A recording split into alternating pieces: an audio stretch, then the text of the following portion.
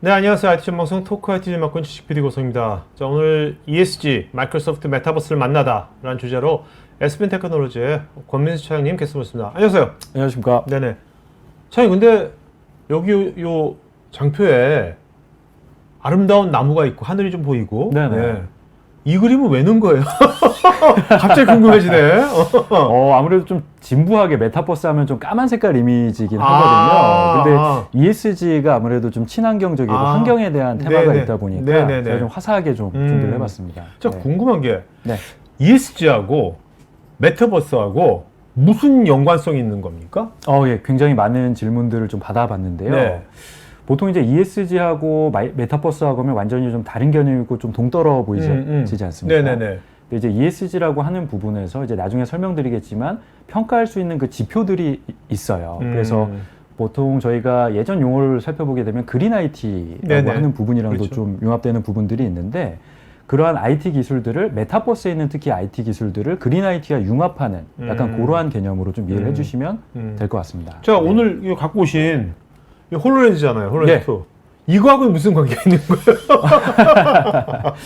지금 홀로렌즈도 네. 뭐 나중에 한 번 더 말씀드릴 텐데요. 네네네. 홀로렌즈는 이제 메타버스를 보기 위한 하나의 뭐 컴퓨터예요. 머리에 착용하시는 컴퓨터 같으신 건데, 이따가 ESG 그리고 네. 마이크로소프트의 메타버스라고 하는 그 기술들을 융합할 때 중간에 이제 필요한 도구 네. 정도로 네. 생각을 해주시면 좋을 것 차장님 같습니다. 보니까 명함 받아보니까 네. 컨설팅 팀 네네, 계시던데, 맞습니다. 그러면 차장님은 이런 홀로렌즈 2 같은 걸 기업에 적용하는 거, 네. 이런 컨설팅을 해주시는 겁니까, 직접? 예, POC나 아니면 파일럿 같은 것들은 네네. 제가 좀 많이 하고 있고요. 네. 그러면 오늘 소개해주는, 오늘 이제 이따가 어떤 유즈 케이스 같은 거에도 네. 차장님께서 직접 컨설팅 하신 것도 있나요? 네, 있나요? 있습니다. 네. 자, 한번 보도록 할까요? 네네. 예. 알겠습니다. 그러면 제가 좀 소개해 드리도록 하겠습니다. 먼저 간단하게 아젠다는 이렇게 준비를 좀 해봤습니다. 그래서 아무래도 ESG가 다들 잘 알고 계시겠지만 간단하게 좀 어떻게 되는지 그 트렌디한 이야기를 좀 드릴 거고요. 그 다음은 메타버스, 그리고 이제 세 번째가 핵심 주제가 될 것 같아요. 그러면 그 ESG하고 메타버스를 마이크로소프트에서는 어떻게 융합을 할 것인지에 대해서 말씀을 드리고, 그리고 네 번째 주제가 이제 홀로렌즈 쪽 이야기를 좀 드릴 겁니다. 그래서 이 두 가지가 융합된 내용들을 토대로 해서 홀로렌즈를 어떻게 활용하고 계는지 유즈 케이스들 좀 말씀드릴 예정입니다. 사실 이 장표가 제가 오늘 말씀드리고자 하는 거의 축약체 정도로 네. 봐주시면 될 것 같아요. 오른쪽에는 ESG에 대한 부분들을 MSCI라고 하는 그 측정 지표가 있습니다. 네. 그 지표를 한번 볼 거고요. 그 지표에 있는 기술들을 메타버스, 특히 마이크로소프트에 있는 그 기술들과 융합을 해서 마이크로소프트 관점에서 본 이 두 가지의 융합체가 오늘의 핵심 키워드로 봐주시면 될 것 같습니다. 먼저 ESG 한번 살펴보도록 하겠습니다. PD님은 이분 혹시 알고 계시나요? 밀턴 프리드만, 이 사람은 저기 네. 굉장히 그 시장 경제, 자유 시장 경제를 맞습니다. 옹호하는 사람이잖아요. 네네네. 네, 별로 제 스타일은 아니에요. 필로소피가. 네. 예. 네. 근데 아마 이 이야기는 많이 들어보셨을 것 같아요. 저도 사실은 자료 월스트리트 준비하면서 사람들이 좋아하는 사람이죠. 월스트리트 맞습니다. 사람들이. 증권가다 네네네. 이렇게 많이 알고 계시는데 프리드먼 독트린이라고 하는 말은 아마 많이 들어보셨을 거예요. 그래서 경제학이나 이런 거 전공하신 분들이 잘 아시는데 기업의 그 사회적 책임은 이익을 올리는 것이다. 결국에는 이익을 올리는 게 프로핏을 올리는 것이 기업의 책임이다라고 강조를 하셨었고 전통적으로 계속해서 통용이 되던 개념이었습니다. 그렇죠. 예, 예. 그래서 다음 장표를 보시게 되면 뭐 CSR 혹은 뭐 SRI 같은 이런 기업 윤리 관점에서 되는 사회적 책임에 대한 부분들도 물론 중요시 됐지만 전통적으로는 프로핏이 훨씬 더 중요하게 여겨지는 게 이제 전통적인 부분이었고요. 근데 이제 핵심적인 부분을 한 가지 좀 짚고 넘어가자면 베트남 전쟁 이야기를 조금 드리려고 합니다. 네. 뭐 이게 갑자기 ESG 얘기하다 왜 베트남 전쟁 얘기가 나올까 좀 궁금하실 것 같은데 바로 이 부분을 좀 말씀드리고 싶어요. 전쟁하면 뭐 최근에도 좀 뭐 우크라이나나 이렇게 안 좋은 전쟁들이 있었지만 여러 가지 그 회사에서 특히 뭐 방위 산업체라든지 전쟁 물품을 공급하는 업체라든지 그런 업체들의 입장에서는 기회가 될 수도 있지만 사회적인 통용이나 윤리적인 관점에서 봤을 때는 해서는 안 될, 그렇죠. 일어나서는 안 될 부분이죠. 비극이죠, 비극. 맞습니다. 그래서 그러한 부분들에 있어서 처음으로 팍스월드라고 하는 곳에서 팍스월드 펀드라고 하는 최초의 SRI 펀드를 출시한 적이 있습니다. 그래서 이분들이 어떤 걸 하셨냐면 우리는 베트남 전쟁에 그 관련된 회사한테는 투자하지 않겠다. 이제 이런 어떤 윤리적인 부분을 좀 강조를 했던 게 어찌 보면 터닝 포인트라고 저는 여기가 좀 투자 생각합니다. 회사인데 맞습니다. 네. 그러던 게 이제 ESG라고 하는 관점이 처음 나왔던 시점이 2004년도입니다. 보면 이제 굉장히 일찍 나왔네요. ESG. 네네네. 알려진 건 한 2020년도쯤이었던 그렇죠. 것 같아요. 근데 2004년도에 이제 유엔에서 글로벌 컴팩트라고 하는 그런 회의가 좀 열렸었는데요. 이때 이제 환경이나 사회나 지배 구조에 대한 개념들이 나왔고, 이때 그 의장님이 여기 지금 사진에 보이시는 코피 아난이라는 분입니다. 반기문 씨가 했었으면 참 맞습니다. 좋았는데. 바로 전분입니다. 그렇죠, 예, 예. 그렇죠. 그래서 이분이 전체적인 총평에 뭐 위대한 것들을 많이 하셨지만 기업의 지속 가능한 그 운동에 어찌 보면 시발점이 되었다, 씨앗을 뿌렸다라는 굉장히 좀 긍정적인 평가를 받고 계세요. 그리고 제가 좀 전에 잠깐 말씀드린 것처럼 2020년도에 그 세계 경제 포럼이 열렸습니다. 거기에서 제가 좀 해석을 해놨는데요. 기업은 이해 관계자 모두의 이익을 동시에 추구하는 체계를 갖춰야 하며 이를 위해 기업의 ESG 측정, 지표 같은 것들이 필요하다라고 강조가 되면서 모든 기업들이 ESG에 관심을 갖게 되었습니다. 근데 어떠세요? 실제로 이제 차장님께서 필드 나가시면 네. 그 우리나라 기업들의 경영자들이나 뭐 탑들이 이런 ESG 관련돼 가지고 네. 예산을 쓰려고 그럽니까? 실제로? 실제 많습니다. 오. 네, 실제로 사업 예산들을 책정을 해두시고 파일럿이나 POC 같은 것들을 직접 수행하는 케이스들이 많고요. 대부분 이제 SI성으로 해서 많은 기술을 가진 파트너사들, 기업들이 함께하는 사업으로 좀 진행이 되고 있습니다. 네. 네. 그래서 ESG를 조금 제가 정리를 좀 더 해봤는데요. 이렇게 세 가지 단계로 해서 좀 진화가 됐던 것 같습니다. 첫 번째로 CSR이라고 하는 부분들은 자선이나 뭐 기부나 환경보호 같은 사회공헌 활동들 있지 않습니까? 이제 이러한 것들이 해당이 되게 됐었는데, 두 번째 이제 CSV라고 하는 개념들은 뭔가 공유 경제 체계 같이 공유하고 가치에 대해서 공유하는 체계인데요. 사회적 가치를 창출하면서 동시에 핵심은 여기서 수익을 추구하는 방향성까지도 좀 수립이 된다라는 부분인 것 같습니다. 네. 그래서 동시에 경제적인 수익까지도 추구하는 방향으로 두 번째로 좀 진화했다라고 보고, 마지막에 이제 ESG 같은 경우는 너무나도 잘 알고 계시는 환경, 사회, 지배구조 같이 기존에는 뭐 재무적인 평가들이 잣대가 됐다라고 하면 지금 것들은 다 비재무적인 부분들입니다. 그래서 이러한 것들을 통해서 뜻하는 말이 되었고, 더 나아가서는 기업 가치를 평가하는 주요 지표가 되었다라는 게 가장 좀 중요한 부분 같습니다. 조금 정리를 더 해봤는데요. 그래서 CSR부터 ESG까지 오게 되면서 결과보다는 그 중간에 있는 과정들 그리고 지표들이 굉장히 좀 중요하게 되었다라고 좀 말씀을 드릴 수가 있겠습니다. 그래서 ESG는 환경, 사회, 지배 구조를 묶어서 지속 가능한 ESG 경영이 되기 위한 이제 그러한 트렌드로 지금은 자리를 잡았고요. 그렇다면 이제 ESG에 대한 평가 잣대가 있을 겁니다. 그래서 여러 가지 기준들이 있지만 오늘 제가 준비한 내용은 가장 많이들 알려져 있고 통용되고 있는 그 모건 스탠리라고 하는 분이 강조하신 MSCI라고 하는 그 기준표를 좀 잠깐 보여드리도록 하겠습니다. 크게 세 가지가 있습니다. 저 각각에 대한 테마들이 이렇게 10가지로 나열이 되어 있고요. 환경에 대한 부분들은 기후 변화, 천연 자본, 그다음에 오염이나 폐기물, 그리고 환경적 기회, 이렇게 4가지 테마. 소셜은 인적 자본, 뭐 제품 책임, 이해관계 상충, 기회균 등. 마지막으로 거버넌스, 지배구조 쪽은 지배구조 말 그대로, 그리고 기업 행동, 윤리적인 부분, 투명성, 이제 이런 것들을 좀 이야기를 하고 있습니다. 제가 ESG가 얼마나 좀 기업에서 많이 관심을 갖는지 조사하기 위해서 그냥 구글링을 좀 해봤어요. 위에 있는 건 이제 삼성전자 홈페이지고요. 반도체가 지구를 살린다라고 하는 이런 메시지로. LG전자 아닌가? LG전자 밑에 있는 건가요? 헷갈리네.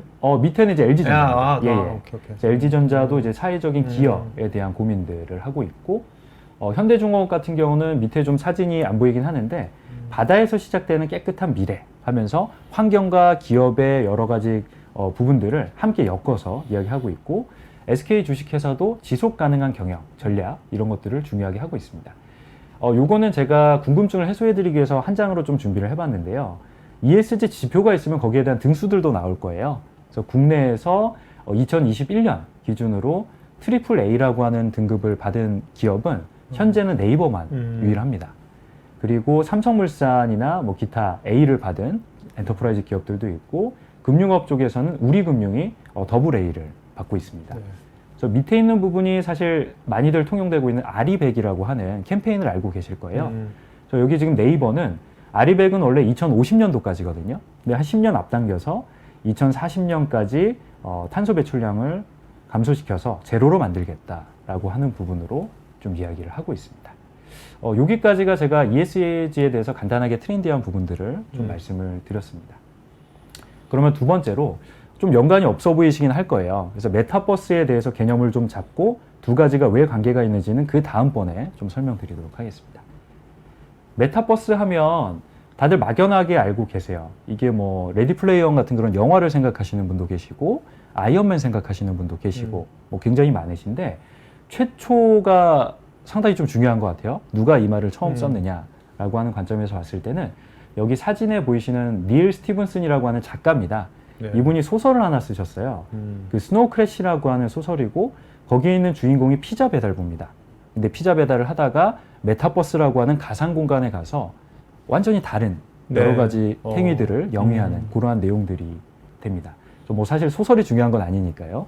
최초에 대한 부분만 잠깐 말씀을 드렸고 키워드를 좀 보겠습니다. 보통 이제 메타버스 하면은 버스를 오인하셔가지고 BUS 타는 버스로 알고 계시는 분도 계세요, 실제로. 네, 뭐 좀 잡아드리면 버스는 우주의 합성어입니다.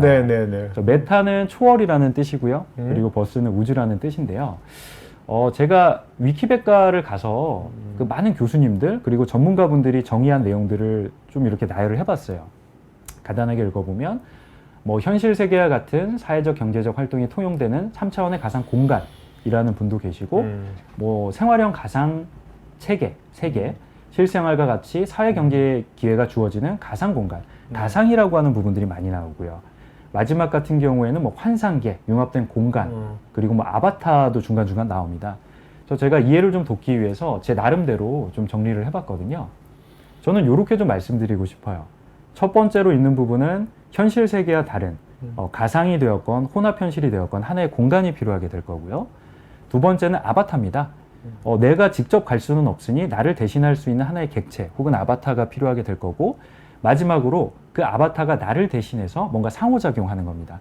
정리드리면 현실과 다른 어떤 특정 공간이나 세계에서 내 아바타가 사회, 경제, 문화적인 그런 활동을 영위하는 그러한 게 메타버스가 아닐까라고 뭐 제가 주관적으로 좀 나름 정리를 해봤고요. 좀 핫한 부분들만 몇 가지 좀 가져와 봤어요. 아마 다 알고 계시는 부분들일 겁니다.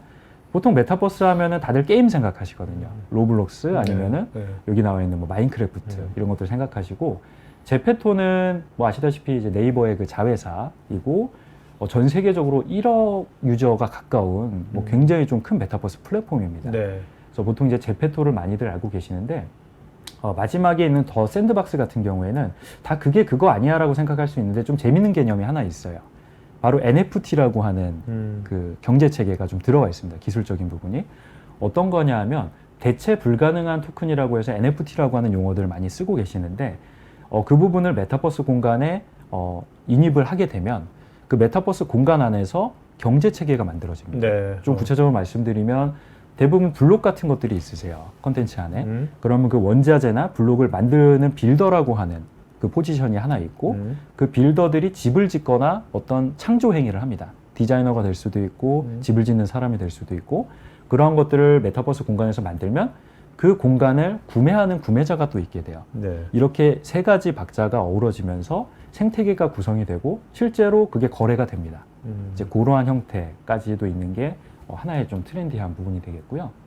조금 더 와닿으실 만한 부분들은 이런 것들이 있습니다. 학교에서 많이 하시고 그리고 여러 가지 협회나 그 공무원분들이 많이 하시는 게 뭐 수료식 혹은 입학식, 졸업식 같은 거를 지금은 많이 완화가 되었습니다만 직접 대면하지 못하시기 때문에 메타버스 공간에서 대신하는 겁니다. 그래서 입학식, 졸업식, 수료식 같은 것도 메타버스를 통해서 할 수 있다라고 보시면 되고 두 번째는 마케팅 홍보 활동들이죠. 뭐 발렌티노나 한국관광공사, 구찌, 뭐 아메리칸 어페럴 같은 곳에서 메타버스 공간에서 본인들이 강조하고 싶은 특정 오브젝트나 제품들 같은 것들을 홍보하실 수도 있고요. 밑에 보면은 이제 제가 기사 일부 문을 발췌해서 온 내용인데 LG화학 같은 경우에는 게더타운이라고 하는 플랫폼을 통해서 재택근무하실 때 저렇게 직접 아바타가 이동도 하시고 화상회의를 합니다. 저렇게도 하시고 회의도 하시고 하면서 재미있게 또 업무를 하시는 이런 부분들이 있습니다. 아마 왼쪽에 있는 로지라고 하는 분은 많이 알고 있을 거예요. 실제 없는 가상 모델이죠. 저분이 이제 신한라이프 쪽 막 춤추는 이제 그런 광고를 찍어서 많이들 알고 계실 텐데, 이제는 사람이 아니라 메타버스 공간에서 가상의 아바타가 저러한 것들을 사람 대신 하는 겁니다. 그래서 직접 광고에 출연하기도 하고 홈쇼핑 같은 걸 하기도 하고, 오른쪽에 있는 부분들은 가상 인플루언서라고 해가지고 인스타그램에 특히 많이 활동을 하고 있는 가상 아바타예요. 그래서 미국에는 릴이라고 하는 그 가상 아바타가 있고, 그리고 영국에는 슈드, 그리고 일본에도 아바라고 하는 저러한 트렌드가 있습니다. 이제 이런 게 정리를 드리면 이제 메타버스라고 좀 말씀드릴 수가 있을 것 같고요. 이제부터가 좀 본론이 될 것 같습니다. 뭐 트렌드는 이미들 잘 알고 계시는 부분을 그냥 제 나름대로 한번 정리를 드린 부분이고, 이분 혹시 아시나요? 누군지? 알죠. 마이크로소프트의 네. CEO잖아요. 맞습니다. 사티아 나델라 회장이시고요. 한 2015년도부터 완전히 좀 마이크로소프트의 어찌 보면 방향성이나 로드맵을 그쵸? 바꾸신 굉장한 분입니다. 그래서 사실 이분의 인스파이어 이분이 좀만 더 늦게 취임하셨으면 네. MS가 거의 없어질 수도 있어요. 조심스러운 말씀이지만 네. 네. 많이 좀 힘들지 않았을까라는 그렇죠. 네. 생각도 개인적으로 좀 들기는 하고요. 그래서 다시 한번 장표가 나올 텐데요. 이분이 생각하는 그 인스파이어에서 있었던 생각들, 그리고 실제 나와 있는 마이크로소프트의 기술들, 메타버스 기술들을 같이 엮어서 제가 좀 본격적으로 설명을 드려보죠. 이 지표가 좀 전에도 한번 나왔었지만 모건 스탠리라고 하는 분이 정립을 하신 MSCI라고 하는 ESG의 기본적인 지표라고 보시면 됩니다. 모든 것들이 다 기술이 적용되기는 좀 힘들기 때문에 제 나름대로 좀 꼽아봤어요. 여기 보이는 탄소 배출이나 아니면 여기 있는 뭐 폐기물들, 그리고 그린 같은 환경적인 요소들을 좀 묶어서 엔터프라이즈 쪽을 좀 축약을 해봤고요. 소셜 쪽에서는 보건 안전, 뭔가 위험한 것들을 사람이 하거나 아니면 굉장히 복잡한 것들을 뭐 비용적인 부분이나 시간적인 이유로 하기가 힘들 때, 이제 그럴 때 대신할 수 있는 관점들, 그리고 사회공헌 활동들, 지역사회에 관계된 부분들이나 또는 의료 접근성, 약간 이러한 측면에서 제가 좀 이야기를 드리려고 하거든요. 네. 그래서 이러한 지표에 맞게끔 밑에 있는 애저 디지털 트윈이라고 하는 그 로고입니다. 마이크로소프트의 그 기술이고요. 두 번째는 홀로렌즈, 그리고 마지막은 이게 메시포 마이크로소프트 팀즈라고 하는 그러한 부분에 대해서 좀 말씀을 드리고자 합니다. 디지털 트윈 이야기를 조금 드릴게요. 빠르게 좀 말씀드리겠습니다. 지금 왼쪽에 있는 게 물리 세계이고요. 오른쪽에 있는 게 이제 디지털 환경이 되겠습니다. 이 두 가지는 디지털 트윈 관점에서 보면 동기화되어야 합니다. 실제 물리적인 부분을 가상으로 디지털 세계로 가져와야 되는 게 있고요. 가져오고 나서는 실제 피지컬적인 부분을 디지털 세계에서 모니터하게 됩니다. 네. 그리고 나서는 이제 회귀 모델이라고 해서 백업되는 데이터들이 쌓여 있기 때문에 여기에 대한 데이터들이 축적이 되겠죠. 그럼 보통 기업에서 하는 행위가 데이터가 쌓이면 그걸 어떻게 하고 싶을까요? 분석하고 싶어 하겠죠. 맞습니다. 네. 정확하십니다. 장표를 분석을 하게 되고 네. 그 다음에는 예측하고 싶어 합니다. 요즘 뭐 오늘 주제는 아니지만 뭐 딥러닝 혹은 머신러닝 이런 AI가 접목해서 기존에 있었던 데이터를 데이터 사이언티스트 혹은 특정 기술을 써서 이렇게 예측하는 활동들을 하게 되고요. 그 다음에 예측된 거를 결과론적으로 해서 시뮬레이션 합니다. 그리고 나서 할 수 있는 것들은 자동 컨트롤입니다. 조금 정리를 해보면 결국에는 피지컬적인 부분 그리고 디지털적인 환경이 융합돼서 인터랙트, 상호작용하는 게 디지털 트윈이라고 봐주시면 되고요. 이 부분은 메타버스랑도 굉장히 큰 관계가 있습니다. 왜냐하면 메타버스는 물리적인 부분에서 못하는 것들을 가상세계로 가져와서 동기화하고 대신하는 게 되기 때문에 디지털 트윈적인 관점에서도 메타버스가 유사한 개념이다라고 볼 수가 있고요. 좀 더 풀어서 말씀을 드리면 제가 지금까지 쭉 말씀드렸던 것들이 이러한 스택으로 쌓여져 있는데 마이크로소프트에서는 이렇게 정리를 좀 드릴 수 있습니다.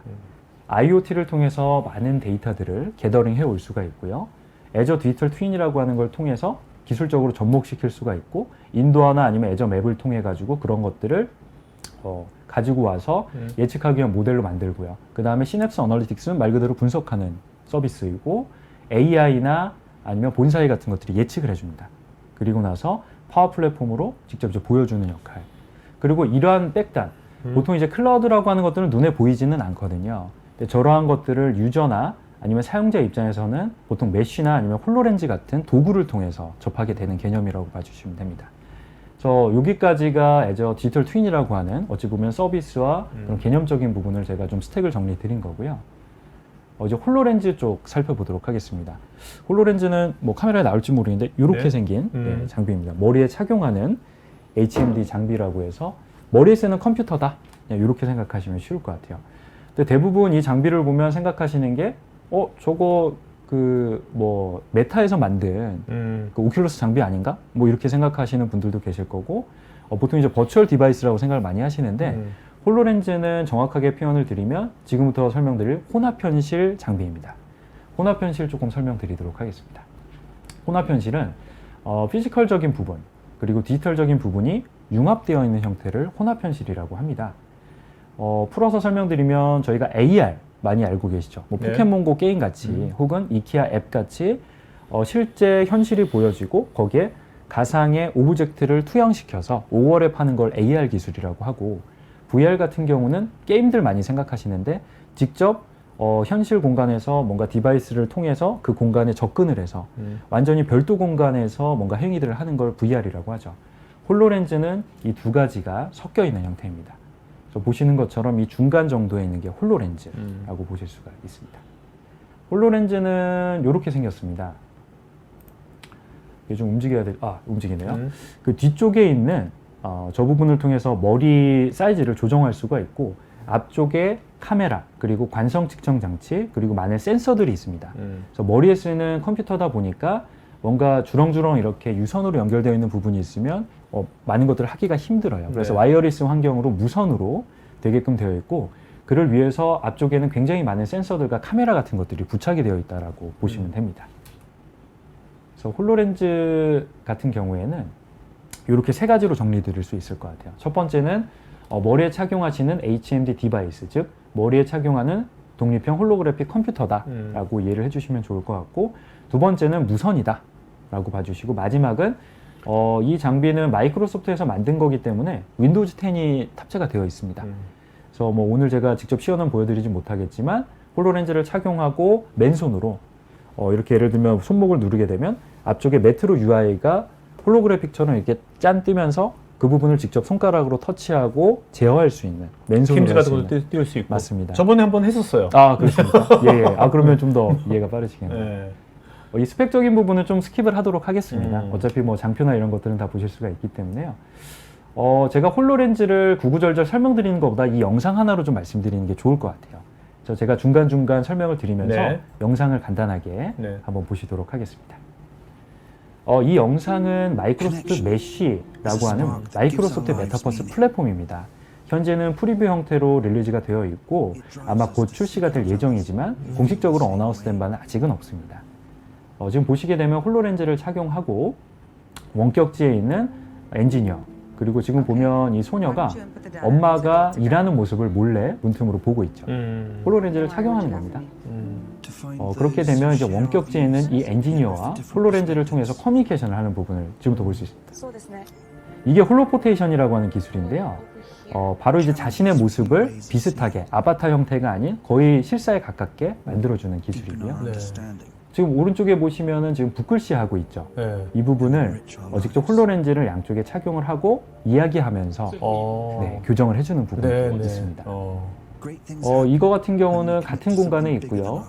같은 뭐 부속품이나 이런 거를 활성화해서 엔지니어 분들이 서로 회의하고 있는 그러한 부분도 있고 건축사 쪽이 되겠는데요. 건축이나 아니면 시공사 쪽에서 이러한 그 BIM이라고 저희가 보통 부르긴 하는데 모델링된 이미지 같은 것들을 띄워놓고 거기에 대한 배치들을 보고 여러 가지를 시뮬레이션하고 같이 논의해 볼 수 있는 회의체를 진행하는 부분. 이 부분은 홀로렌즈 쓰고 지금 관제탑이 나오고 있어요. 항공기의 운항 경로나 이런 것들을 예측을 해보고 문제가 없을지 시뮬레이션 해보는 용도를 볼 수 있습니다. 잠깐 나올 텐데요. 이분 같은 경우에는 지금 다른 디바이스를 통해서 같이 회의에 참여하고 있습니다. 네. 이 부분 같은 경우도 아바타가 될 수도 있고 실제 사람이 될 수도 있고요. 여기는 이제 헬스케어 쪽입니다. 보시게 되면 이제 의사 선생님이 나올 텐데요. 재활 치료를 받고 있는 거예요. 앞쪽에 있는 의사 선생님께서 코칭을 해주시고 환자는 거기에 따라서 직접 따라할 수 있는, 집에서도 할 수가 있겠죠. 저러한 형태들이 마이크로소프트 메시에서 이야기하고 있고, 또 마이크로소프트가 바라보고 있는 메타버스 공간에서 홀로렌즈를 통해서 구현한 어찌 보면 미래라고 볼 수가 있을 것 같습니다. 이 정도로 넘어가고요. 조금 더 제품 위주로 말씀을 드리면, 좀 전에 보셨던 게 이제 메쉬라고 하는 프리뷰 형태입니다. 하지만 아무래도 홀로렌즈라고 하는 장비에 너무 종속되어 있다 보면 여러 가지 제약사항들이 많을 거예요. 홀로렌즈를 모든 사람들이 구비하고 있기가 쉽지가 않을 거고요. 뭐 모바일이 되었거나 아니면 별도 장비에서도 호환이 되어야 할 겁니다. 그래서 지금 이제 마이크로소프트에서는 메시4 마이크로소프트 팀즈라고 하는 방향으로 제품 방향성을 잡고 그렇게 지금 개발을 하고 있습니다. 그러니까 메시4 마이크로소프트 팀즈라면 팀즈 안에 메시가 들어가는 거 연동되는 건가요? 네, 그게? 맞습니다. 뭐 비슷한 개념인데요. 메시라고 하는 그런 메타버스 기술과 팀즈라고 하는 부분들이 아울러져서 어찌 보면 B2B만 되는 게 아니라 B2C처럼 네. 일반적인 사람들도 게스트 형태로 참여할 수 있는. 그러니까 팀즈의 UX가 이제 메시가 되는 거 맞습니다. 지금 화면을 보시면 좀 더 이해가 빠르실 것 같은데요. 기본적으로 팀즈는 많이들 알고 계실 거예요. 보통 뭐 웹엑스나 아니면 줌 같은 것들이 그렇죠? 마이크로소프트에서는 팀즈인데, 지금 오른쪽 하단에 있는 조금 큰 장표를 보시게 되면 메쉬라고 하는 플랫폼, 그리고 바깥쪽에 있는 벽에 저렇게 되어 있는 게 이제 알트스페이스 AR이라고 하는 가상의 기술들이 융합되어서 백월 형태도 하면서 PT도 할 수 있고, 그리고 가운데 있는 부분은 그 원격 화면을 그대로도 투영해서 보여줄 수도 있고 네. 회의를 할 수 있는 부분입니다. 저렇게 되면 시간이나 공간적인 제약도 없어질 거고 3D 오브젝트로 앞쪽에 물체를 나타나게 한 다음에 마치 저희가 영화에서 보는 것처럼 그 물체를 직접 맨손으로 움직이고 그리고 손가락으로 이렇게 드로잉 해가면서 굉장히 액티비티 활동처럼 그렇게 회의를 몰입감 있게 할 수가 있게 될 걸로 기대가 되고 있습니다. 지금 이제 사티아 나델라 회장이 그 이그나잇 행사에서 조금 말씀을 해주신 부분이 있어서 제가 조금 말씀드리겠습니다. 바로 이 부분입니다. 실제로는 이러한 형태로 해서 메시 그리고 팀즈가 융합이 될 걸로 예상이 되고 있습니다. 그래서 나델라 회장도 굉장히 좀 강조를 하고 있는 부분들이 있고요. 이 부분들은 제가 좀 빠르게 넘어가겠습니다. 시간 관계상. 그래서 이제 이런 게 바로 메시4 마이크로소프트 팀즈다라고 하는 개념으로 봐주시면 될 것 같아요. 그러면 이제 그 ESG 그리고 메타버스, 홀로렌즈 얘기 이렇게 세 가지를 드렸는데요. 홀로렌즈가 사실 어찌 보면 가장 잘 보이는 부분입니다. 물론 백단에는 굉장히 많은 백엔드 단에는 많은 기술들이 필요합니다. 뭐 클라우드에서 있는 기술들 그리고 여러 가지 IoT 기술들 이런 것들이 융합이 되어야 되지만 어차피 매개체가 되는 부분은 홀로렌즈이기 때문에 제가 홀로렌즈를 기준으로 해서 오늘 좀 자료를 준비를 하게 되었고요. 다시 되돌아가서 ESG에서 아까 말씀드렸던 MSCI 지표 그 중에서도 환경에 대한 부분들을 제가 홀로렌즈랑 매핑을 해서 좀 축약을 해본 겁니다. 제품과 좀 매칭을 해봤고요. 먼저 환경에서 여러 가지 저 박스 표시가 되어 있었는데 이 부분을 저는 좀 이렇게 정리를 해봤어요. 탄소 배출이라고 하는 부분을 보면 저희가 출장을 좀 예를 들어 보겠습니다. 뭐 코로나 사태 때문에 저희가 해외로도 많이 못 갔고 지방 출장도 많이 못 했고 하게 되면서 좋아진 부분도 있어요. 탄소 배출량이 많이 줄어들게 됐거든요. 홀로렌즈를 통해서 할 수 있는 부분이 바로 그런 겁니다. 출장을 가지 않아도 직접 홀로렌즈를 공장이나 필요한 부분에서 구비를 하고 있고 배치가 되어 있다라고 하면은 전문가는 그 수가 한정되어 있으시죠. 정말 전문가분들은 뭐 예를 들면 기업에 한두 명밖에 없는데 매번 그분이 출장을 가게 되면 한 달 기다렸다가 그 다음 트러블 슈팅이나 일을 해결해야 하고 그런 불편을 없애기 위해서 전문가분은 고정된 장소에 인터넷만 연결이 되어 있고 노트북만 하나 있으시면 됩니다. 그 필요한 공간에 공장이나 원격제 홀로렌즈가 있게 되면 되는 거고요. 그 바로 기술이 적용된 제품 이름이 다이나믹스 365 리모트 어시스트라고 하는 마이크로소프트 제품입니다. 홀로렌즈 함께 쓸 수 있는 애플리케이션으로 봐주시면 되고요. 저러한 부분을 통해서 직접 출장 가지 않아도 트러블 슈팅을 하거나 문제 해결을 할 수 있는 솔루션이 있습니다. 그래서 하나의 시나리오로 잡아봤고요. 두 번째는 오염이나 폐기물 관점, 그리고 그린 IT 관점에서 보면 아무래도 종이로 된 페이퍼 매뉴얼 같은 거 하려면 뭐 또 굉장히 좀 많이 올라갈 수도 있는데 나무도 베어야 하고 종이도 찍어내야 하고 뭐 그러한 것 때문에 요즘엔 페이퍼리스, 뭐 전자 형태로 해서 뭐 전표나 이런 것들을 하기도 하고요. 그래서 전자 쪽이 많이 강조가 됐던 것 같아요. 전자결제 같은 것들. 이제 그러한 관점에서 보면 매뉴얼 작업 같은 것들을 종이 없이 홀로렌즈만 착용하면 앞에 있는 실물이 나타나게 되고 그걸 종이나 PDF 파일 같은 걸로 보시는 게 아니라 직접 굉장히 몰입감 있게 볼 수가 있습니다. 그래서 그러한 사례들을 통해서 구현을 해낼 수 있는 제품 이름이 다이나믹스 365 가이드라고 하는 또 마찬가지로 제품이 있거든요. 그래서 아무래도 기업 입장에서는 뭐 이렇게 뜬구름 잡는 이야기보다는 직접적으로 당장 도입해서 쓸 수 있는 것들이 훨씬 더 도움이 되실 거라고 생각을 했기 때문에 제가 이렇게 좀 준비를 해봤습니다. 우선 해외 사례 몇 가지 좀 말씀을 드리자면 여기는 지금 프리미엄 트럭을 만드는 회사입니다. 위쪽에 보시면은 엔지니어가 홀로렌즈를 착용하고 있는 거고요. 앞쪽에 지금 트럭이 있고 그 앞에 어떤 작업을 해야 하는지를 앞에 MR 매뉴얼이 나타나는 겁니다. 그렇게 되면 왼쪽에 동영상이나 그림으로 한번 부연 설명을 해줄 수가 있고 오른쪽에는 스텝 1에서 어떤 걸 해야 하는지 그리고 스텝 2에서는 뭘 해야 하는지 설명을 해주는 겁니다. 그러면 지금 홀로렌즈를 머리에 착용했기 때문에 양손이 자유로운 환경에서 그리고 또 한 가지 그 센서들이 굉장히 많다라고 했는데 홀로렌즈는 IR 센서라는 게 있습니다. IR 센서는 쉽게 말씀드리면 눈동자를 감지해서 추적할 수 있는 센서입니다. 저희가 생각을 해보면 앞에 매뉴얼을 보고 저걸 다시 손으로 이렇게 누를 수도 있겠지만 뭐 작업을 막 하고 있다가 이걸 또 누르려면 너무 번거롭지 않습니까? 그럴 때는 작업을 하시다가 이렇게 게이지라고 하는 제스처를 통해서 눈을 응시를 하게 되면 다음 페이지로 넘어갑니다.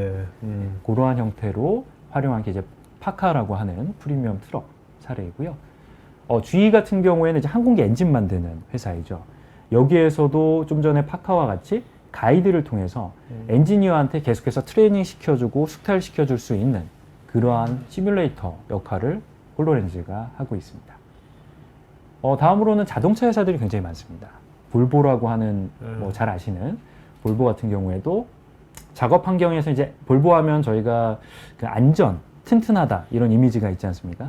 그래서 그러한 것들을 미리 시뮬레이터 역할, 위험 요소들이 있었을 때 사전에 홀로렌즈를 착용하고 나서 어떻게 하면 충격이나 이런 것들이 좀 덜 될까? 그리고 뭐 목업 디자인 됐던 것들을 보면서 같이 활용을 하고 시뮬레이션 역할을 해보면서 그렇게 해볼 수 있는 부분. 그래서 실제로 목업을 하게 되면 저도 여러 가지 미팅을 하면서 알게 되었는데 직접 나무를 깎는다고 합니다. 그렇게 되면 기간도 굉장히 오래 걸리고 렌더링된 이미지를 같이 쓰게 되면은 뭐 비용적인 부분도 많이 드는 부분이 있는데 그러면 뭐 애자일하지도 않고요. 맞습니다. 일단은 첫 번째로 나무 깎지 않아도 되고요. 그리고 IT 디지털 기술로 구현하는 거기 때문에 홀로렌즈만 있으면 가능한 부분입니다. 그래서 이 부분을 좀 가져와 봤고요. 그러니까 이렇게 엔지니어링 쪽에 굉장히 이거 적용할 게 굉장히 많네요. 맞습니다. 왜냐면 지금 저 엔지니어링 쪽이 저 하나하나가 굉장히 또 이게 비싼 것들이잖아요. 비싼 것들이 많잖아요. 그런 것들은 뭐 사실 홀로렌즈 가격 해봤자 충분히 ROI가 충분히 나올 것 같아요. 맞습니다. 출장을 뭐 몇 번 가시는 것보다 뭐 한번 홀로렌즈가 있게 되면은 뭐 이런 시나리오를 통해서 언제 어디서든지 할 수가 있기 때문에 굉장히 좀 고무적인 부분이 있는 것 같습니다. 다음에 이제 벤츠 사례 같은 경우에는 이제 딜러분들이 활용을 합니다. 딜러분들이 고객한테 뭔가 이야기를 하다가 고객이 굉장히 좀 자동차 소위 말하는 덕후세요. 그래가지고 뎁스 있는 부분들, 어려운 걸 물어봤었을 때 딜러 부분들은 가격이나 이런 어찌 보면 견적 같은 거는 잘 하시지만 기술적인 부분은 좀 부족하실 수가 있잖아요. 그때 홀로렌즈를 착용하고 직접 고객한테 씌워드리면서 엔지니어랑 통화를 시켜주는 거죠. 그러면서 이 부분은 어떻게 하고 저 부분은 어떻게 하는 겁니다. 라고 바로 문제 해결을 해드릴 수가 있고요. 벤츠, 좀 비싼 벤츠에서 해당될 수 있는 거예요. 약간 VIP 서비스 같이 그렇죠. 보시면 될 것 같습니다. 그리고 최근에는 유튜브 영상에도 굉장히 많이 홍보가 되고 있는데요. 도요타 같은 경우도 지금 자동차 본네트 안에 있는 부분을 열어보지 않아도 저 안에 어떻게 되어 있는지를 볼 수가 있고 뭐 엔진 오일을 예를 들어서 뭐 교체를 한다 뭐 이런 것들도 저렇게 홀로렌즈 착용하고 직접 보게 되면 저희가 종이로 된 거를 뭐 여러 번 보는 것보다 사실 한 번 해보는 게 낫고 한 번 해보기 어렵다라고 하면 홀로렌즈 같은 별도의 장비를 통해서 저렇게 한번 간접적으로 해보는 것도 큰 도움이 될 것 같습니다. 아이기업은 칩셋 만드는 그 글로벌 기업이고요. 여기에서도 그 반도체 공정 라인에서 연구원분들이 사용을 합니다. 네. 연구원분들이 그 라인에서 홀로렌즈를 착용하고 제품 품질을 유지하기 위한 그러한 측정 장치로 사용을 하고 있고요. 여기 I 기업, F 기업 이거는 다 국내 기업들인 거죠? 해외 기업입니다. 아, 해외 기업입니까? 네. 어. 뭐 가장 큰 네. 칩셋 만드는 곳이고요.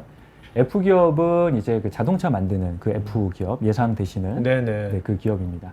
그래서 여기도 이제 홀로렌즈 툴을 통해서 좀 전에 뭐 도요타나 벤츠 뭐 다 말씀드렸던 것처럼 BMW처럼 그런 사례로 활용을 하고 있고 여기서부터 이제 좀 국내 기업입니다. 아, 네. 네네. 그래서 해외는 알겠는데 국내에 과연 레퍼런스가 있을까? 이제 이런 질문들 많이 주시는데요. 알게 모르게 많이 쓰고 계십니다. 그래서 H 기업 같은 경우에는 제조업 쪽에 있으신 기업이고요. 시나리오는 동일합니다. 좀 전에 원격지에서 트러블 슈팅하는 거나 아니면 엔지니어를 트레이닝 시키고 신입사원들 트레이닝 시키고 하는 그러한 관점으로 해서 많이 쓰고 있다고 보시면 됩니다. 사장님은 이런 프로젝트를 직접 해보신 것도 있을 거 아니에요? 여기 같은 네. 경우는 제가 직접 보통 진행을 했습니다. 이 정도 규모면 네. 한 얼마 정도 기간이 걸려요? 이제 셋업하는 것이 일반적으로. 홀로렌즈 프로젝트의 강점은 제가 생각하기에 저도 사실 뭐 SI 사업이나 이런 것들을 좀 몇 번 해봤지만 홀로렌즈는 일단 SaaS 애플리케이션을 바로 연결하면 되기 때문에 별도의 교육이나 약간 그런 부분만 할애를 하면 돼서 한 일주일, 이주일이면 오. 충분히 가능합니다. 네. 네네. 오. 그리고 나머지는 직접 내부적으로 검증하시고 테스트 해보시고 의사결정하시는 것까지 해서 뭐 물론 POC나 파일럿이긴 했지만 한 달이 채 안 걸렸던 것 아, 같습니다. 네. 검증을 하기까지. 네네. 그러니까 모든 것이 다 비저블하니까. 네네. 네, 그렇겠네요, 진짜. 맞습니다.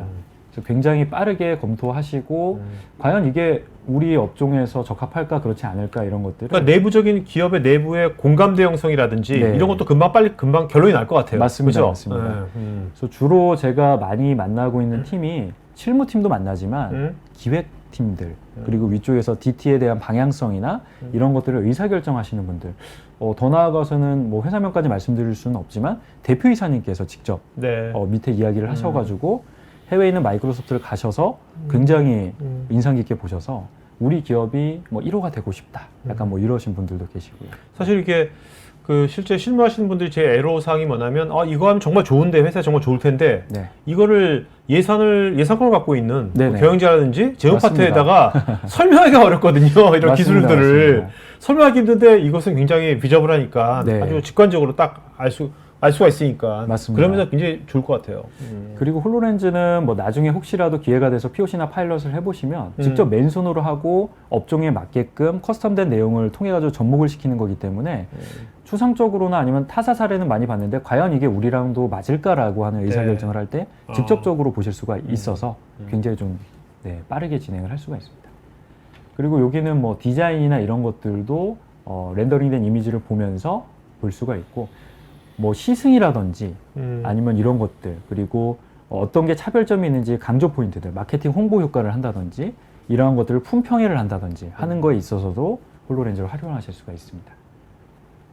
L기업 같은 경우도 뭐 비슷한 사례이고 여기는 이제 로고가 같이 들어있는데요. 빛으로 EM이라고 하는 여기도 마찬가지로 제조업인데 네. MCB 설비입니다. 저 앞에 있는 게. 네. 그래서 저거를 조립하는 공정을 홀로렌즈를 통해서 가이드를 통해서 직접 매뉴얼을 해놨고요. 그렇게 되면 주변에 멘토나 수석 엔지니어가 없어도 홀로렌즈만 착용한 상태에서 혼자서 조립을 하실 수가 있습니다. 왜냐면 요즘 저런 이제 조립 라인 쪽에 이직률이 꽤 높거든요. 네네. 네. 그러면 이제 새로운 사람이 왔는데, 네. 그럼 어떻게 또 다 그 노하우를 다 알려주려면 이런 방법이 정확하십니다. 정말 좋죠.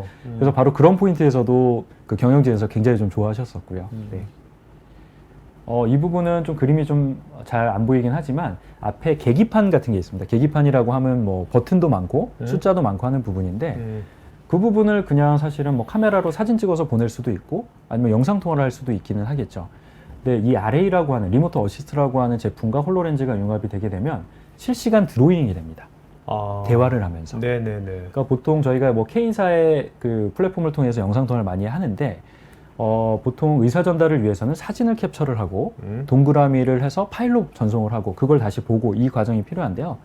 이 제품 같은 경우에는 홀로렌즈 착용하고 원격제에 있는 사람은 팀즈를 통해서 동그라미 쳐주면 그게 실시간으로 동그라미 그려집니다. 네. 위치가.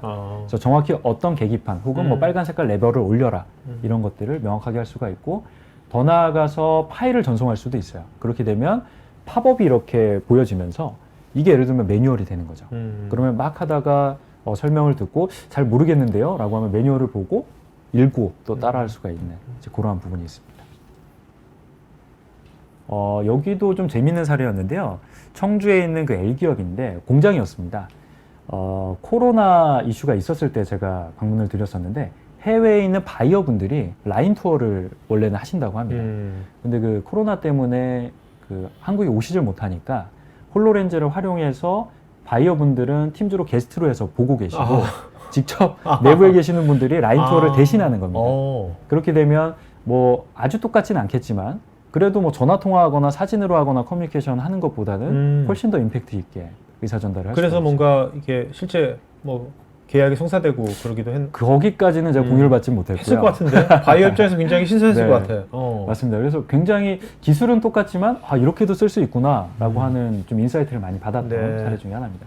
여기는 국내 공사공단이고요. 여기는 시설 관리, 뭐 특히 가스저른 개폐 장치 쪽의 업무였는데 신입사원 혹은 아니면 많은 그 파트너사들이 있으시더라고요. 그분들한테 매번 그 전문 엔지니어분이 교육을 시켜주기가 어렵기 때문에 미리 홀로렌즈로 그 MR 매뉴얼을 작성을 해놓고 반복 숙달하게끔 이제 이렇게 하고 중간에 하다가 안 되게 되면 리모트 어시스트를 통해서 전문가를 콜하는 거죠. 네네. 그래서 연계해가지고 트러블 슈팅까지 한 번에 처리하는 이러한 형태로 해서 시나리오가 있습니다. 여기는 이제 물류센터 쪽이고요. 물류 관리를 하는 측면으로도 활용을 할 수 있지만 여기 같은 경우는 IT 쪽 인력이 절대적으로 부족했습니다. 글로벌 기업이고 의류 쪽 만드는 회사인데 예를 들면 부산 쪽에 있는 지점에는 IT 인력이 한 명도 없으시대요. 네. 그랬을 경우에 예를 들면 전산 장비를 뭔가 처리를 하고 안내를 하려면 본사에서 출장을 가야 되는 겁니다. 그랬을 경우에 홀로렌즈가 만약에 부산에 있다라고 하면 통신만 된다라고 하면 굳이 내가 안 가도 되겠네라고 하는 게 시발점이었어요. 그래서 그렇게 POC를 좀 하셨던 케이스가 좀 있고요. 이것은 그래서 어떤 용도로 쓰는 겁니까? 제품은 리모트 어시스트라고 하는 아까 그 원격으로 네네. 하는 부분이었고요. IT 전문가가 노트북을 보면서 화면 좀 비춰주세요라고 하면 전산기기를 매니저나 직원이 대신 쓰고 네네네. 대신 아바타처럼 수행하는 음. 그러한 시나리오였습니다. 이제 여기까지가 환경적인 측면일 것 같아요. 출장 안 가도 되고 여러 가지 좀 재밌는 것들을 할 수 있는 부분이 되겠고 이번에는 사회적인 관점에서 제가 좀 정리를 해봤습니다. ESG에 있는 MSCI 지표를 살펴보게 되면 보건 안전 관련된 키워드도 있고 그리고 이해관계 상충 사회공헌적인 부분이 될 것 같고요. 마지막에는 기회균등이라고 해서 저는 의료 접근성으로 좀 잡아봤습니다. 그래서 사실 실질적으로 홀로렌즈가 의료 쪽에서도 많이 쓰이고 있거든요. 그런 세 가지 사례에 대해서 조금 더 말씀드리도록 하겠습니다. 우리나라 같은 경우에 저거 하려면 그 의료 관련된 그 규제랄까? 맞습니다. 그것이 풀려야지. 정확하십니다. 그래서 제가 실제로 POC나 파일럿을 병원에서도 많이 해봤거든요. 뭐 병원 같은 경우는 어찌 보면 약간 좀 느립니다. 네트워크 자체가. 별도의 동글이나 이런 걸 통해서 수행을 하긴 했습니다만 재미있네, 괜찮네라는 피드백은 받았지만 뭐 아무래도 조금 여러 가지 법규적인 부분이나 그리고 그걸 환자가 직접 쓰는 거에 있어서도 조금 애로사항들이 있더라고요. 그러한 부분들이 조금 있긴 합니다. 해외 사례 먼저 또 말씀을 드리면 저기 화면에 보이는 친구가 로이라고 하는 남자아이입니다. 그 뇌 쪽에 종양이 좀 발견이 돼서 암 치료를 좀 받고 있던 친구였는데요. 그 니클라우드 어린이병원에 있는 의료진이 마이크로소프트와 같이 협업을 해서 홀로렌즈 그리고 3D 프린트를 통해서 저 로이라고 하는 친구의 그 머리 상태를 그대로 본을 뜬 겁니다. 본을 떠서 모의 수술을 한 거예요. 네, 홀로렌즈를 착용한 상태에서 정확히 어떤 지점에 어떻게 종양을 제거해야 하는지 이제 이러한 것들을 실제로 연습을 할 수는 없잖아요. 로이라고 하는 그 환자인데 한 번뿐이지 않습니까? 수술은. 그래서 충분히 연습을 하고 그 연습된 결과를 통해서 그 스텝 그대로 해서 결론적으로는 좀 해피엔딩인데요. 잘 됐습니다. 수술이. 그러니까 실제 수술을 하기 전에 그 홀로렌즈 쓴 다음에 가상에서 원격에서 의사들이 그걸 한 거예요? 맞습니다. 해본 거예요? 그래서 모의로 그 3D 렌더링된 그 안에 있는 뇌 사진, 그 위치들 이런 것들을 볼 수가 있고 홀로렌즈는 재미있는 부분이 혼합 현실 형태예요. 그래서 VR 같은 경우는 앞에 컨텐츠가 보이면 다음으로 넘겨가면서 뭔가를 해야 되는데 홀로렌즈는 그 안에도 이렇게 예를 들면 뭐 뇌를 보면 머리만 있는 게 아니라 그 안에 두개골도 있고 뇌도 있지 않습니까? 그런 것들을 홀로렌즈를 착용하고 머리를 이렇게 들이밀어 보면 그 안에 다 보입니다. 보여요? 네. 그런 것들이 되기 때문에 굉장히 좀 임팩트 있게 많이들 활용하고 계시고요. 두 번째는 5월 달에 좀 작고하신 분인데요. 저희가 이제 스티븐 호킹 박사 하면은 보통 루게릭병 앓다가 이제 네네. 돌아가신 굉장히 네. 훌륭하신 분이지 않습니까? 이분 같은 경우는 사이보그 인간이라고 해서 굉장히 좀 유명하신 분인데요. 마찬가지로 영국 분이시고 오른쪽에 보시는 것처럼 동일하게 루게릭병을 좀 앓고 계셨어요. 근데 본인에 있는 여러 가지 부족한 부분들을 별도의 기술 그리고 여러 가지 그 뭐 기계팔이라든지 아니면 여러 가지 기술을 접목해서 기여를 하겠다. 그래서 본인이 직접 본인의 몸으로 사이보그 인간이 되기로 하신 그런 분입니다. 네, 루게릭병 보면 아시겠지만 온몸이 마비되는 병이에요. 그렇다 보면 가장 활동적인 부분은 근육은 눈입니다. 그래서 홀로렌즈로 어떤 걸 했었냐면 IR 센서를 통해서 눈동자로 내가 하고자 하는 의사를 전달해서 그 센서를 통해서 AI가 결정 지어주는 네. 그런 부분입니다. 그래서 저기 보시면은 눈동자 움직임을 통해서 의사 표현을 하고 그 인공지능 전문가와 함께 본인의 아바타, 가상의 아바타를 통해서 본인의 목소리를 또 입히셨어요. 그래서 대신 그 아바타가 말을 해주고 그 표정이나 제스처까지도 제안을 하는. 그러니까 나를 대신할 수 있는 부분, 그 중간에 어찌 보면 허브 같은 매개체 역할을 해준 게 또 홀로렌즈 되겠습니다. 다음으로 이제 포스텍인데요. 여기는 이제 원자력 발전에 대한 상당히 위험하지 않습니까? 저거는 뭐 어떻게 실험을 해볼 수도 없는 거고, 저러한 부분들을 보시는 것처럼 모의 실험을 한 거죠. 홀로렌즈를 통해서. 저 안전이라고 하는 포인트, ESG에 있는 안전이라고 하는 포인트를 좀 보게 되면 위험한 것들이나 복잡하거나 비용이 많이 드는 것들을 홀로렌즈를 통해서 저렇게 시뮬레이터 역할을 해줄 수가 있다라고 하는 측면이고요. 여기도 굉장히 좀 고무적인 사례였고 사회공헌 활동 중에 하나인데 어찌 보면은 그 수어를 통해서 청각장애인들입니다.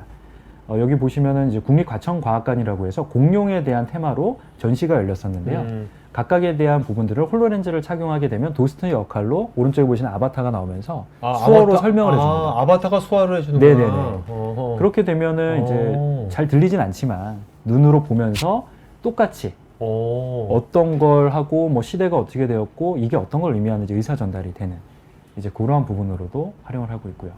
뭐 S병원 같은 경우도 이제 국내 병원인데요.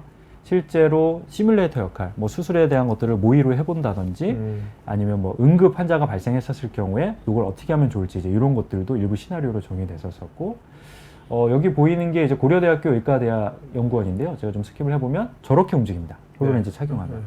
그래서 저걸 맨손으로 움직일 수도 있고 확대 축소도 가능하고 네, 이런 것들이 가능하기 때문에 각각에 있는 부분들을 이렇게 살펴보면서 연구할 수가 있게 되는 겁니다. 분명히 VR이랑은 완전 다른 기술이죠. 네. 여기도 마찬가지로 이제 제가 직접 했었었는데요. 대학교입니다. 대학교에서 약학대 학생들을 수업하는 장면이에요. 뭐 이거는 이제 중간 넘어가고 뒤쪽에 보면 이렇게 컨텐츠가 나오고요. 앞에 보이는 이제 플립이라고 하는 전자칠판으로 학생이 하고 있는 모습을 교수가 보면서 교수 학습 지도하는 부분입니다. 네. 그래서 이렇게 보면은 조금 있으면 나올 텐데요. 제가 아까 전에 말씀드린 것처럼 이제 머리를 갖다 들이밀면 이렇게 보입니다. 저 안에 있는 장기라든지 네. 여러 가지 부분들도 MR 환경이기 때문에 가능한 부분이고요. 저 부분은 인체뿐만 아니라 뭐 설비가 될 수도 있는 거고 여러 가지 자동차가 될 수도 있는 거고 다양합니다. 다음으로 여기 서울대학교고요. 아까 전이랑 동일한 시나리오도 한 가지 있지만 이쪽에 보시게 되면 이제 디지털 트윈입니다. 그냥 건물만 둥둥 떠 있는 것처럼 보이지만 저게 실제로 IoT 센서랑 연계가 되어서 제가 좀 전에 말씀드렸던 그러한 자동 컨트롤 같은 것들도 연결을 할 수가 있게 되는 이제 그러한 개념까지 있고요. 여기는 이제 로봇 제어하는 부분도 리모트 어시스트를 통해서 할 수 있는 부분. 그리고 마산대학교 같은 경우는 메시를 통해서 어찌 보면 실가면 컨텐츠를 체험할 수 있는 체험존을 운영을 하고 있습니다. 어린이 도서관 같은 경우도 마찬가지로 MR 환경으로 이렇게 꾸며놓고 어린이들이 좀 더 재미있게 메타버스 기술들을 체험할 수 있는 체험존을 운영하고 있고 저는 이 부분을 조금 말씀드리고 싶은데요. 공공기관 쪽 사례입니다. 송파구청이고요. 이미 훼손된 문화재를 복원을 하는 겁니다. 가상으로. 이미 그런 움직임들은 많이 있었죠. 근데 여기는 더 나아가서 3D로 구현된 이미지를 좀 더 굉장히 몰입감 있게 표현을 할 수가 있고 해당 위치에 가면 정보가 텍스트로 그리고 동영상으로도 나오고 실물도 볼 수가 있습니다. 확대 축소 같은 것들도 가능하고 굉장히 좀 좋게 만들어진 부분. 그리고 기타 뭐 애틀이라든지 다수 기관들에서도 뭐 GIS 같은 도시 관리, 뭐 지리 관리 맵 같은 걸 연동한다든지 하수 처리되는 걸 어떻게 한다든지 뭐 건물 관련된 부분이라든지 뭐 굉장히 다방면으로 굉장히 다양한 데서 많이들 쓰고 있네요. 네네. 대기업이 아니라 굉장히 다양한 기관들에서 많이들 적용하고 있네요. 보니까. 맞습니다. 뭐 사실 오늘 주제가 ESG이기 때문에 제가 기업 위주로 좀 말씀드리긴 했지만 공공기관, 뭐 헬스케어, 교육기관 모두 다 사용을 하고 있다라고 보시면 될 것 같습니다. 뭐 우선 제가 빠르게 한 50분 네네. 가까이 벌써 말씀드렸는데 유즈 케이스는 한 요 정도까지 해서 말씀드리고 요 한 가지 남았네요. 군에서도 씁니다. 네. 그 미국의 마린이 쓰고 있는 아미 쪽 육군이죠. 육군이 쓰고 있는 부분인데 약간은 커스텀된 홀로렌즈입니다. 저게 어떤 걸 하냐면 야간 작전 수행을 합니다. 그 GPS 같은 장치들을 통해서 야간 투시경으로 고글로 보면서 그 지시가 내려지는 작전 수행을 직접 하는데도 홀로렌즈가 활용이 되고 있고, 네, 굉장히 많은 기술들로 사용이 되고 있습니다. 여기까지가 정말 이제 마지막 유즈 케이스이고요. 나머지는 아무래도 질문들이 좀 많으실 것 같아서. 네, 알겠습니다. 자, 이제 설문하니까 여러분들 설문에 더 보시면서 요거 뭐 홀로렌즈 관련돼 가지고 아니면 메타버스 관련돼 가지고 또 자료 요청이라든지 나중에 데모 같은 것들 체험 이런 것들은 설문에 자세하게 해주시면 고맙겠습니다.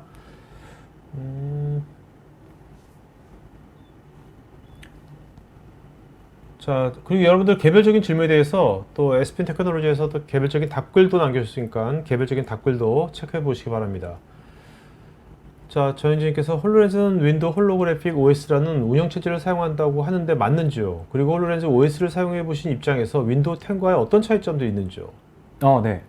우선은 홀로그래픽 OS가 맞고요. 네. 이름은 똑같이 윈도우즈 10이 맞습니다. 네. 하지만 뭐 모바일에도 잘 모르시면 옛날에는 그 모바일에도 나온 인베디드 폰으로 나왔던 게 한 번 있었는데요. 거기에 있는 OS도 인베디드 OS라고 해서 빌드 버전은 조금 다릅니다. 네. 그러한 형태로 해서 홀로렌즈에도 빌드 버전은 좀 다르고 홀로그래픽 OS가 윈도우즈 10 기반으로 탑재가 되어 있고요. 분명히 두 개는 차이점이 있습니다. 아무래도 그 모바일이나 아니면 이런 특정 기기에 특별한 장비에 탑재가 되어야 하다 보니까 윈도우즈 10에 있는 모든 기능들을 그렇죠. 넣지는 못할 네네. 거예요. 그래서 기능적으로는 정말 중요한 것들, 필요한 음. 부분들만 좀 축약이 되어 있는 네네. 부분이 있고, 저는 사실 뭐 기능적인 부분보다는 이거를 제어할 수 있는 그 방법적인 부분이 굉장히 좀 인상 깊었습니다. 지금이야 굉장히 좀 익숙해졌지만 처음 홀로렌즈를 제가 한 2년 전, 3년 정도 전에 착용을 해봤는데 그때 착용을 했더니 손목을 누르니까 앞에 메트로 UI로 해서 시작 버튼 같은 게 딱 나타나고요.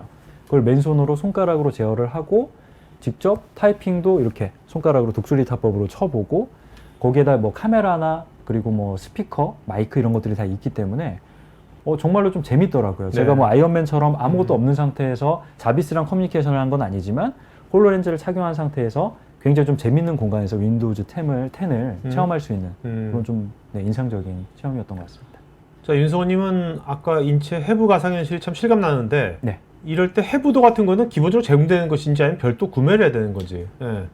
좀 전에 있는 질문과 조금 연계해서 제가 부연 설명을 드리면 윈도우즈 10에 보면 MS 스토어가 있습니다. 네. 잘 아실 거예요. 거기 안에도 프리가 있고 유료 버전 앱이 있습니다. 음. 거기에서 무료 버전도 뭐 홀로 아나토미 같은 것들이 있는데요. 다운로드 받아가지고 하시게 되면 기본적인 부분들은 사용하실 수가 있습니다. 네. 그리고 만약에 정말로 필요한 부분들 어찌 보면 그 교수 학습에 맞게끔 커스텀 해야 한다라고 하면 별도로 개발을 하시거나 업체나 아니면 직접 하셔도 되고요. 이 개발하는 것들은 네. 김동현님도 자체가 하는 거 물어보셨는데 어떤 네. 툴 같은 게 있나요? 뭔가 네, 툴 있습니다. MRTK라고 해서 믹스드 리얼리티 툴킷이라고 해서 SDK를 제공을 하고 있고요. 네.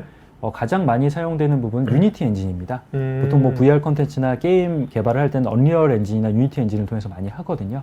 그래서 홀로렌즈는 유니티를 통해서 굉장히 좀 호환이 잘 되어 있고 물론 언리얼도 가능합니다. 그러한 또 그러면 부분들. 일반인들이 하기는 좀 어렵겠네요. 아무래도 좀 기술적인 소양이 좀 네, 있으신 네. 분들이 가능하실 것 같아요. 네. 박정원님께서 메타버스 기술을 ESG 경영 측면으로 분류해서 설명해 주셔서 매우 신선했습니다. 제조업 산업 분야는 앞으로 적용할 분야가 많은 것으로 보이는데 실제 제조업에서도 ESG 경영의 성과로 보고된 사례가 있는지요?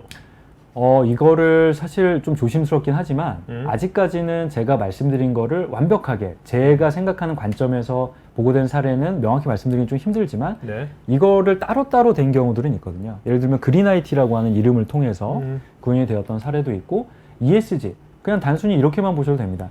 ESG에 대해서 우리가 탄소 배출량을 엄청나게 줄이고 있는데 그걸 경영진께서 이렇게 BI 대시보드로 보는 것 자체도 그린IT가 되고 또 ESG 경영이 될 수가 있거든요.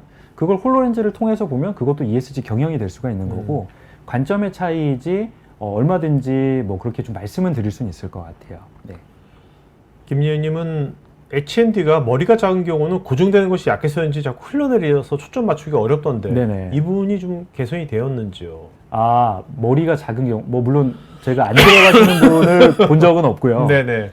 아무래도 좀 여성분이나 약간 아이들, 뭐 저도 이제 아이들이 있는데 이제 한번 착용을 해보니까 이렇게 좀 들어줘야 하더라고요. 네. 그래서 이게 성인 기준의 사이즈이기 때문에 머리가 아주 작은 분들은 조금은 힘들 것 같습니다. 네네. 정현균님께서는요. 홀로렌즈도 데이터를 보낼 때 무선으로 동영상을 보내는 건데 데이터 끊김이나 멈춤 증상 같은 거는 없는지요? 그리고 홀로렌즈 보는 것과 동영상 촬영 후에 보는 것은 어떤 차이가 있을까요? 네. 먼저 네트워크 부분 말씀을 드리면 지금 이제 5G까지 지원이 되고 있지는 않아요. 그래서 보통 그 와이파이 한 6 정도? 그 정도까지 지원이 되고 있고 별도로 USB 테더링도 되고요. 그리고 동글이나 도시락 같은 걸 연결하셔도 됩니다. 네네네. 그래서 그 정도 대역대 폭의 네트워크 속도가 나온다라고 보시면 될 것 같고요. 물론 이거는 환경에 따라 다르겠죠. 뭐 전파 간섭이 굉장히 많거나 아니면 그러한 것들이 좀 느린다라고 하면 데이터 끊김이나 멈춤 증상이 당연히 있을 수 있는 거고요. 그 홀로렌즈뿐만 아니라 어떤 장비도 마찬가지일 것 같습니다. 두 번째로는 홀로렌즈로 보는 것과 동영상 촬영 후에 보는 것. 홀로렌즈로 보는 것은 이게 말로 설명드리기 굉장히 어려운데요. 한번 쓰시게 되면 앞에 이렇게 3D 컨텐츠나 오브젝트가 나타나게 되고 객체라고 네. 표현을 하겠습니다. 그 객체를 맨손으로 잡고 늘렸다 줄였다도 되고 돌려볼 수도 있고, 근데 이렇게 하는 행위도 중요하지만 아무래도 촉감이 없다 보니까 그 부분을 구현하기 위해서 시각적인 부분 그리고 청각적인 부분 두 가지가 섞여 있다라고 보시면 됩니다. 예를 들면 메타버스 공간에서 아바타 둘이 있고 손뼉을 마주친다라고 하면 홀로렌즈를 끼고 보면 이거를 정말 묵직하게 촉각은 없겠지만 짝 할 때 소리가 납니다. 네네. 약간 그러한 형태로 해서 할 수 있는 거고요. 네. 자, 그 다음에 김예은님께서 홀로렌즈 3는 언제 정도 출시가 될까? 이건 언제 나오고 2는 언제 나온 거죠? 뭐 2가? 제가 마이크로소프트 개발자가 아니기 때문에 네, 공식적으로 말씀드리기는 어렵겠지만 아마도 출시는 될 것 같은데 빠르면 올해 하반기일 네. 수도 있고요. 이건 뭐 그냥 제 생각입니다. 공식 어나운스 된 건 없어서 아마 근데 올해가 좀 힘들지 않을까라는 생각도 좀 들기도 하고 알겠습니다. 그렇습니다. 네. 그 진짜 궁금한 게 이 홀로렌즈를 이제 쓰셔가지고 아까 다양한 사례들이 있지 않습니까? 우리나라 네. 되게 많은데 실제로 이거를 쓰고 막 저거 하는 분들이 이걸 끼고 나서 그분들이 뭐가 달라진 뭐 그런 게 뭐 있나요? 관점들이라든지 뭐 궁금해.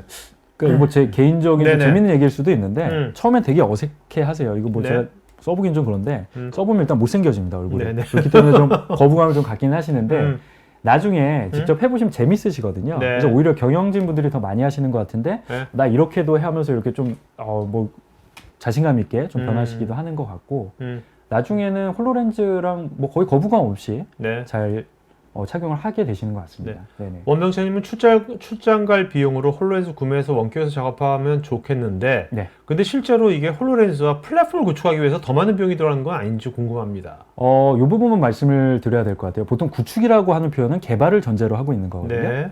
근데 제가 아까 말씀드렸던 홀로렌즈 그리고 다이나믹스 365의 리모트 어시스트나 가이드 같은 제품은 클라우드에 이미 다 개발이 완료되어 있는 사스 형태입니다. 네네. 그래서 그냥 라이센스만 구매를 하시고 홀로렌즈만 있으면 그냥 교육만 받으시면 바로 쓸 수 있는 겁니다. 그래서 그렇게 많이 들지는 않습니다. 알겠습니다. 네.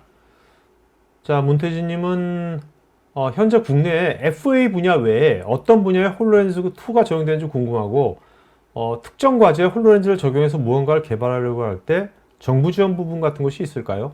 3D 시장을 위해서 정부 단체와 MS가 특별한 협약 같은 것을 고려하거나 적용 예정인 부분이 있는지요? 홀로렌즈를 한정해서 봤었을 때는 아직은 뭐 명확히 말씀드릴 부분은 좀 없지만 클라우드라고 하는 좀 범용적인 부분이나 이제 이러한 부분들은 공공기관에서도 MOU나 이런 것들을 많이 하고 있거든요. 네. 그런 부분이 있고 사례 같은 경우는 FA가 지금 매뉴팩처링이나 공장 쪽만 있는 게 아니라 좀 전에 말씀드린 것처럼 헬스케어, 교육기관 뭐 굉장히 좀 다양하게 있습니다. 유사원님께서는 해외 공정이나 문제 제품을 원격으로 바로 보면서 점검이나 확인을 하고 싶다고 하면 원격지에 있는 사람이 홀로렌즈를 착용하고 제품을 보고 있으면 그 사람과 대화를 하면서 그 사람이 보는 상황을 바로 보여줄 수 있는 걸까요? 네, 가능합니다. 네. 뭐 제가 오늘 시간 관계상 직접 그 라이브로 촬영한 게 있긴 한데 한 5분 정도 되거든요. 보여드리진 못했지만 유튜브 링크나 이런 걸 살펴보시면 홀로렌즈를 착용한 관점에서 어떻게 보이고 노트북을 보시는 분이 어떻게 보여지는지를 확인하실 수가 있습니다. 그 다음에 이제 이분이 있는 회사는 해외 체코에 공장이 있나 봐요. 네네. 하고 한국 사무실까지 또는 국내 부산 기술지원센터와 강남 사무실까지 이런 걸 할 때 레이턴시 같은 것들 어떨지 해상도나 화질. 뭐 제가 체코랑 테스트 해본 적은 없고요.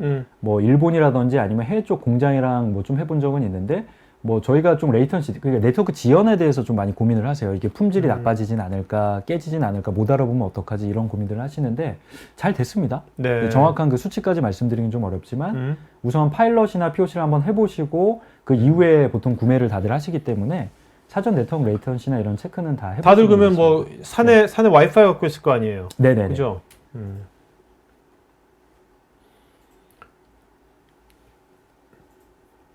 정수영님은 그렇다고 하더라도 이것이 영상이 왔다 갔다 하는 거기 때문에 영상처럼 화려하고 실감나는 경험을 위해서는 연결된 네트워크의 속도라든지 대역폭 등의 품질이 상당히 중요할 것 같은데 이런 것에 대한 뭐 대안이나 대책 같은 것이 있는지요? 짧게 설명드리면 홀로렌즈라고 하는 장비는 이렇게 생겼고 뭐 CPU도 들어있고 다 있지만 잘 아시겠지만 저희가 뭐 게임을 예를 들면 휴대전화로 게임을 하는 분들도 계시지만 실제로 더 뭐 사양이나 이런 거 높은 걸 하기 위해서 데스크탑을 쓰시거든요. 네네. 그 데스크탑 같은 역할을 하는 게 백단에 있는 클라우드 공간이라고 보시면 돼요. 그래서 예를 들면 홀로렌즈 안에서 3D 렌더링을 직접 수행하는 게 아니고 클라우드 공간에 있는 GPU 컴퓨팅을 통해서 렌더링을 먼저 수행을 하고 그 내용들을 가지고 와서 여기선 보여주는 역할만 네네. 하는 걸로 해소할 수 있기 때문에 네트워크 환경에 대해서도 대안점이 있다고 보시면 됩니다. 이게 배터리는 얼마나 가는 겁니까? 배터리가 뭐 1시간에서 2시간 정도 네. 가는 것 같습니다. 평균적으로. 그러면 이제 배터리가 하면 다시 충전을 해야 되는 겁니까? 아니면 뭐 이렇게 뭐 외부 전원 같은 것도 할 수? 여기 C타입 지원을 하고 있고요. 네네. 네, 충전을 하시면 됩니다. 아시. 김경식님, 홀로렌즈 2를 팀즈와 같이 구동해서 사용할 때는 별도의 과금은 없는 것인지요? 별도 라이센스가 다 필요하십니다. 과금이 필요합니다.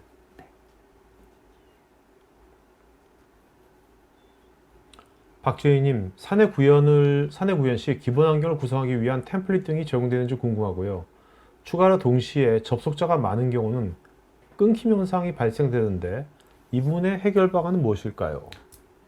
조금 구체적으로 말씀을 주시면 좋겠는데 팀즈에 대해서 말씀하시는 건지 홀로렌즈를 직접 해보신 건지가 좀 궁금하긴 하고요. 네. 저 부분은 네트워크에 대한 점검 이후에 좀 말씀드릴 수가 있을 것 같습니다. 네.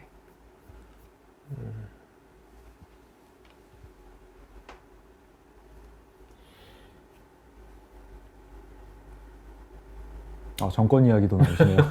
네. 네. 이덕진님은 구현하는데 일주일 정도 걸린다고 들었는데 대략적인 마일스톤이 어떻게 될까요? 마일드스톤이라고 하시면은 이제 중간에 WBS 기준으로 해서 포인트들 말씀하시는 것 같은데요. 처음에 착수하고 나서 테스트하는 과정, 뭐 보통 한 2개에서 3개 정도 마일드스톤이면 충분히 가능할 것 같습니다. 이게 AS는 좀 많이 발생되나요? 궁금해요. 이 디바이스에 대해서. 많지는 않은데요.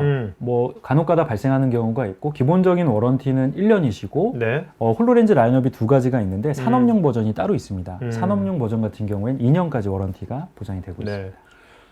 조소영님은 활용도가 높으려면 핸드폰처럼 네트워크 연결이 필수일 것 같은데 홀로렌즈는 어떤 네트워크를 지원하는지요? 와이파이 6를 지금 지원하고 그러니까 있다고 이건 이제 네. 5G나 뭐 4G 이런 건 지원은 안 돼. 그렇게는 안 되는 거죠. 아직까지는 조금 부족한 부분이 있고요. 네. 그런까지 되면 참 좋겠네요. 예. 저도 기대를 많이 하고 있습니다.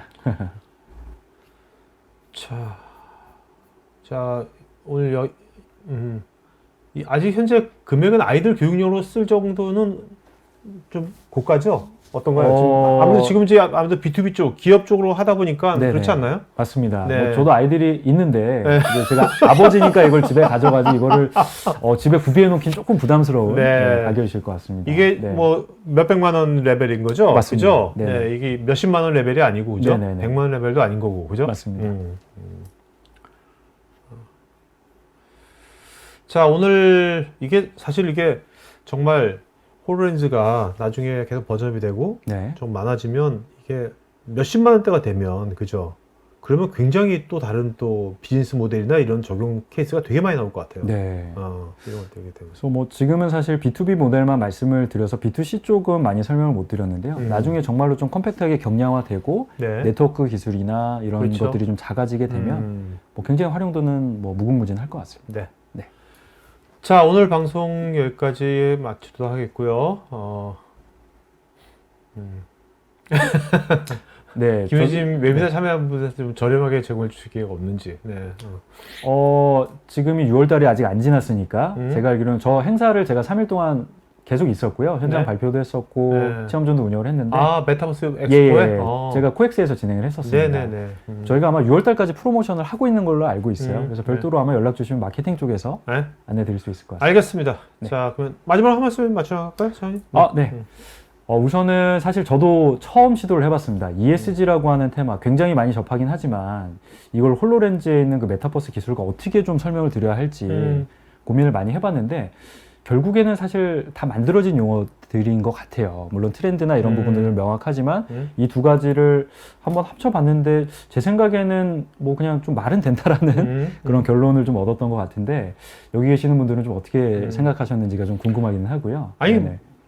굉장히 그래도 좀 어떤 ESG하고 그런 것들을 네. 좀 나름대로 차장님께서 이거 다 분석하셔가지고 네네. 이것을 그래도 이렇게 연결시켜 봤다는 것 자체가 그 자체가 굉장히 그 의미가 있는 것 같아요. 네. 그런 고맙습니다. 관점들이. 그래서 아무튼 뭐 경청해 주셔서 대단히 감사드리고 앞으로도 뭐 홀로렌즈나 아니면 기타 저희 마이크로소프트 제품들에 많이 관심을 가져주시면 감사할 것 같습니다. 네. 자, 그러면 오늘 방송에서 마치겠습니다. 남은 오후 잘 보내시고요. 네, 고맙습니다. 감사합니다. 네, IT 전문 방송 토크 IT에서 테크 분야별로 짧고 진한 시리즈 영상들을 편하게 골라서 보실 수 있습니다. 구글이나 네이버에서 한글로 토크 IT 치시거나 토크IT.tv 사이트로 오시면 됩니다.